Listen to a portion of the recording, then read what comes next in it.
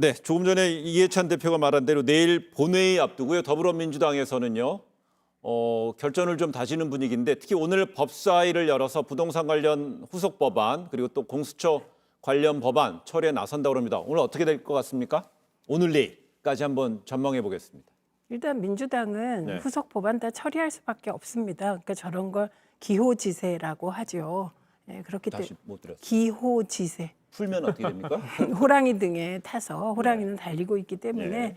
돌이킬 수 없다 이런 말씀이고요. 네. 그리고 이제 민주당은 법을 야당과의 합의 없이 민주당 단독으로 처리한 건 팩트거든요. 그러면 이유는 이번에 통과시킨 부동산 입법들이 과연 부동산 시장을 안정화시킬 것인가, 그리고 공수처법이 과연 법과 정의를 실현할 것인가 등등에 의해서 무한 책임을 지게 되는 겁니다. 근데 여당 내에서도 그 지난번에 그 부동산 관련된 법안 통과시킬 때 야당과의 토론 절차 없이 진행된 것에 대해서 여당 일각에서도 약간 좀 다른 결의 목소리도 나오잖아요. 그런 분들은요, 네. 저는 논외라고 생각합니다. 왜냐하면 일단 당론이 결정되면 그 당에서 공천받아서 국회의원 됐으면 같이 부담 지는 겁니다. 예. 예.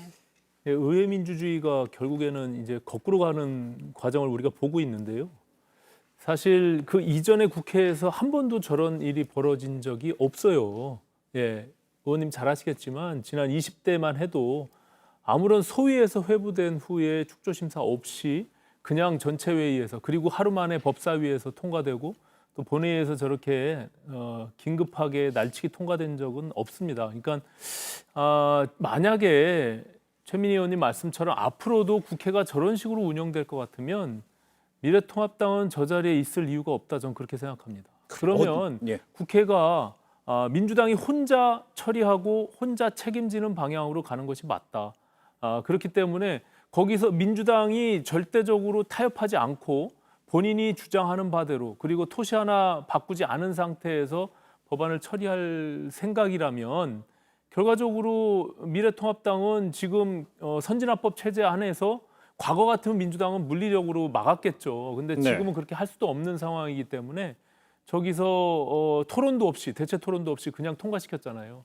그런 방식으로의 국회 운영은 분명히 국민들의 역풍을 받을 수밖에 없다. 그렇다면은 결국 그런 자리에 있을 필요가 없다고 하면요. 상임위라든지 법사위는 들어가지 않고 대신에 지난주 국회 본회의에서 표결을 한 뒤에 임대차 보호법의 부작용을 지적했던 그 윤희숙 의원처럼 상임위 법제위는 포기, 본회의에서 끝나고 나서 국민 상대 발언 이런 방식이 더 낫다는 건가요? 이제 상임위 활동을 완전 배제해서 보이콧할지는 모르겠습니다. 다만 지금 앞서 보여진 바대로 또 오늘도 이제 법사위가 2시부터 예정되어 있는데 만약에 과거와 같이 똑같은 방식으로 그냥 처리를 하게 되면 아마 미래통합당도 다른 방법의 대응책을 좀 강구해야 되지 않을까 이런 생각을 갖고 있고요. 네. 현실적으로 국회에서 저렇게 그냥 다수결로 밀어붙이는 그런 방식을 막기 위해서 사실상 선진화법이 도입된 거잖아요. 그런데도 불구하고 오히려 그것을 악이용해서 저렇게 무력화시키는 방식으로 법안을 그냥 처리한다는 것은 아까 최민희 의원님 말씀처럼 무한 책임을 지는 방식으로 가는 수밖에 없겠죠. 예. 근데 지금 말씀 중에 이게 미래통합당 전략대로 되고 있는 겁니다. 미래통합당이 상임위원장을 11대 7로 배분하기로 사실 원내대표 간에 컨센서스가 있었는데 의총에서 이게 2번이나 부결됐어요. 그런데 그 11대 7 안에 국토위가 있었습니다. 만약에 그 미래통합당이 국토교통위원장이었다면 부동산법이 이렇게 통과될 수 없었을 거예요. 위원장이 권한이 있기 때문에. 근데 이거는 미래통합당이 그때 그렇게 얘기하셨어요. 우리 하나도 안 하겠다. 민주당이 민주당식으로 해봐라. 그리고 심판받아라. 이렇게 얘기를 했던 거고 과거에는 이렇게 얘기를 해놓고 서로 안 지켰죠.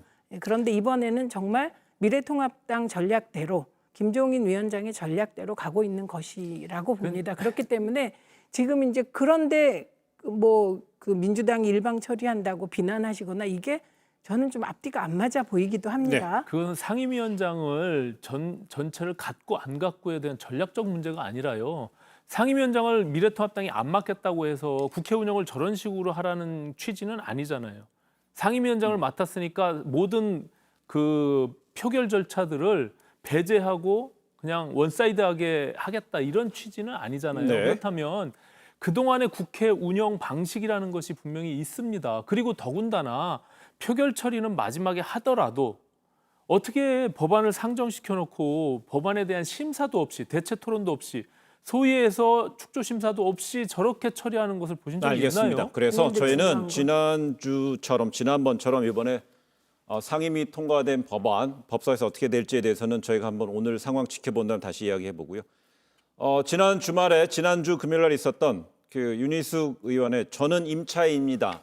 어떤 발언 파장 주말 사이 뜨거웠고요. 오늘도 계속 이어지고 있습니다. 저는 국회의원들이 저렇게밖에 못합니까? 어느 국회의원? 예, 여야 다 여야 다? 마찬가지입니다. 예, 예. 예를 들면 내가 집이 있다 없다, 나 임대인이다 임차인이다, 뭐 내가 임차인인데 월세가 어떻다. 지금 부동산 문제를 놓고 국회의원들이 이런 얘기할 때입니까? 저는 그 개별적으로 보면 일단 말은 진실해야죠. 팩트는 사실이어야 하잖아요. 가치 판단은 다를 수 있습니다. 윤희숙 의원은 임대인이며 임차인입니다. 저렇게 임차인이라고 얘기해놓고 SNS에 비난받으니까 바꾸셨어요. 바꾼 건 잘한 일이죠. 그다음에 민주당 윤준병 의원도 마찬가지입니다. 저분도 집이 있더라고요. 그러니까 그런 그 말을 하실 때 자기를 좀 반성하면서 해야 되겠다. 이거는 모든 국회의원이 국민에게 불신받는 이유가 될 수 있다고 생각하고 네. 논의를 저런 식으로 가져가면 안 되고요. 예를 들면 지금 저는 미래통합당이 내건 서울주택 100만 호 공약 있잖아요. 그게 지금 있는 주택 플러스 100만이잖아요. 그렇게 되면 서울 집중은 가속화되겠죠. 그런데 100만 명은 서울에 집을 가질 수 있을까?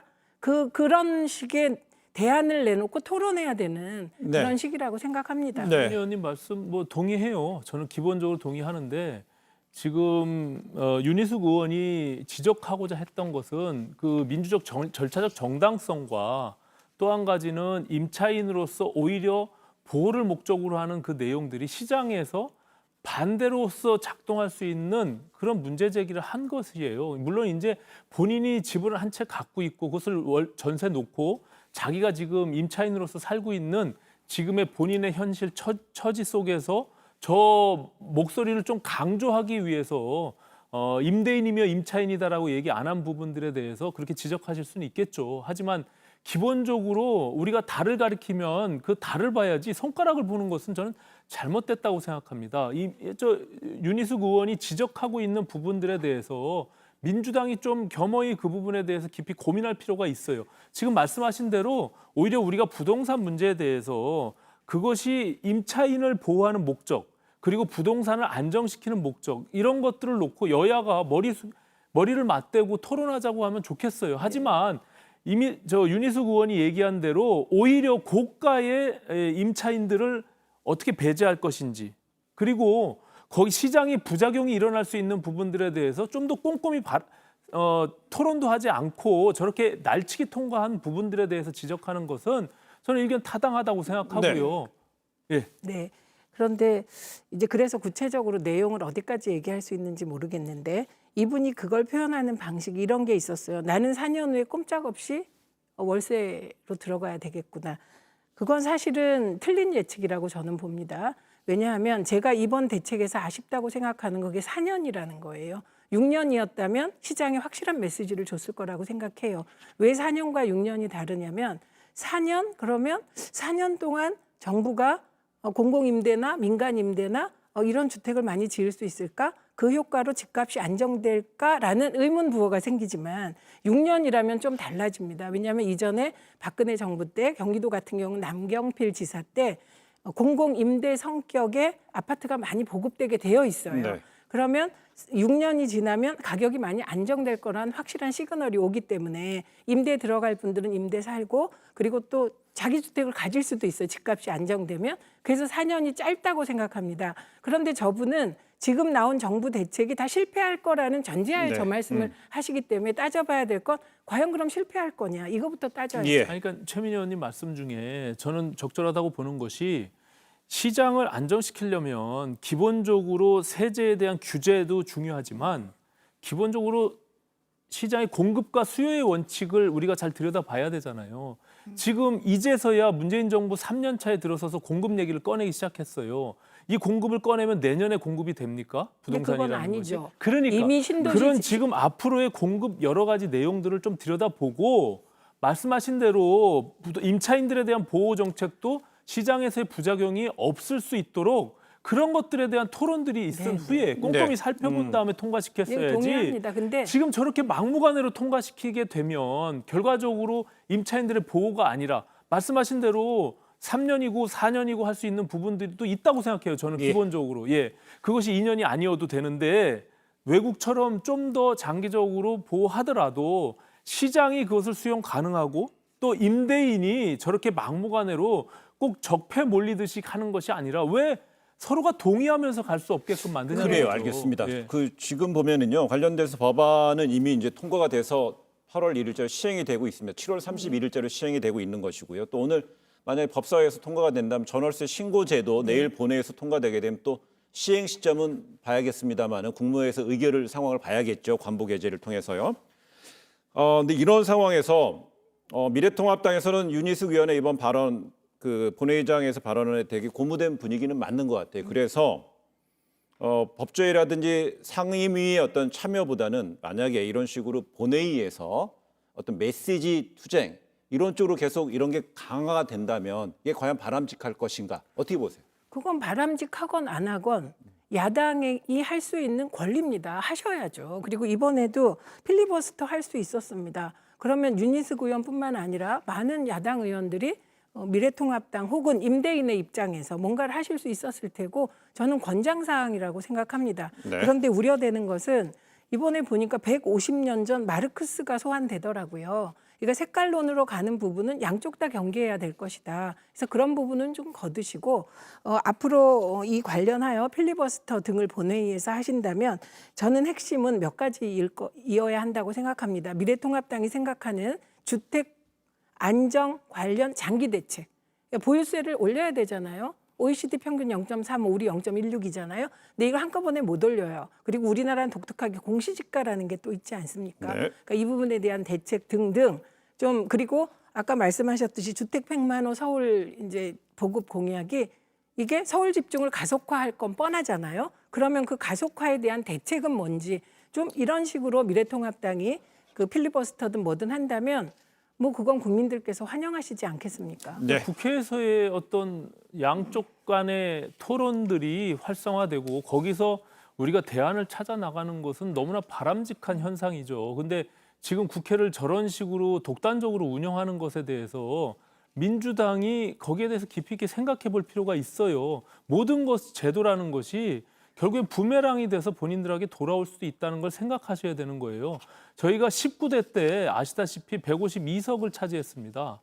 과반 의석을 넘었죠. 그리고 의장도 당연히 그 당시에 새누리당 의장이 됐어요. 한 번도 저런 식으로 처리해 본 적이 없잖아요. 네. 그리고 아시다시피 18대 때도 마찬가지였어요. 오히려 더 많은 의석을 차지했지만 상임위원장들을 88일 동안 원구성 협상하면서 결국에 민주당이 법사위원장을 포함해서 7석을 가져갔잖아요. 이제 그런 것들을 예를 들어서 뭐 국민들께 결국엔 무한 책임을 지겠다고 말씀은 하지만 국회의 운영이 과연 저렇게 되는 것이 마땅하냐. 의회 민주주의적 차원에서는 민주당도 그걸 고민해 볼 필요가 있을 것 같고요. 네.